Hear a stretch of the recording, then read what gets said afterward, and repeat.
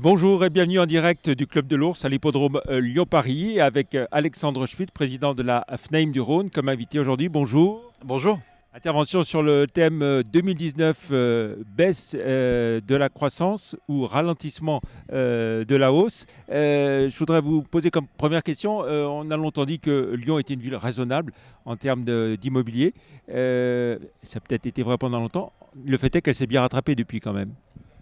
Oui, depuis maintenant une vingtaine d'années, depuis l'arrivée de Gérard Collomb à la ville de Lyon et puis la métropole, Lyon est parti en expansion forte et il est toujours, hein, donc il y a un dynamisme très fort sur la métropole de Lyon qui porte tout le département d'ailleurs. Donc voilà. Ça fait une croissance de plus de 7% l'an dernier, en 2018, hein, et un prix moyen du mètre carré autour de quoi? De 4 000 euros à peu près? C'est ça, il faut compter 4 000 euros du mètre carré sur Lyon, soit une hausse d'un peu plus de 7% des prix. Aujourd'hui, c'est vrai que pour se loger à Lyon, ça devient de plus en plus cher. Voilà. Si on essaie de voir comment ça évolue entre l'ancien et le moderne, le neuf.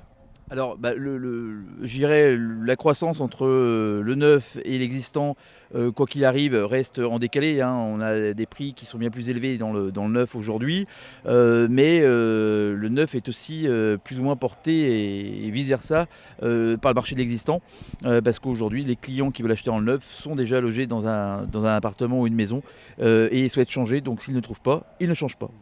Et puis une certaine harmonisation des prix dans tous les arrondissements.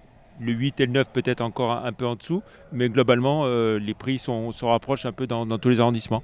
Oui, aujourd'hui, c'est vrai que les deux grands investissements phares qui se tirent la bourse, c'est le sixième et la presqu'île. Mais après, on a le cinquième, le quatrième qui suivent dans la foulée.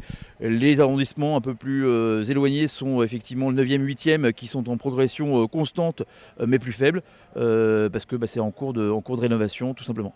Alors vous l'évoquiez il y a un instant, ça devient de plus en plus compliqué pour des primo-accédants d'acheter à Lyon pour les jeunes couples, même si les taux d'intérêt sont très bas. C'est un vrai problème.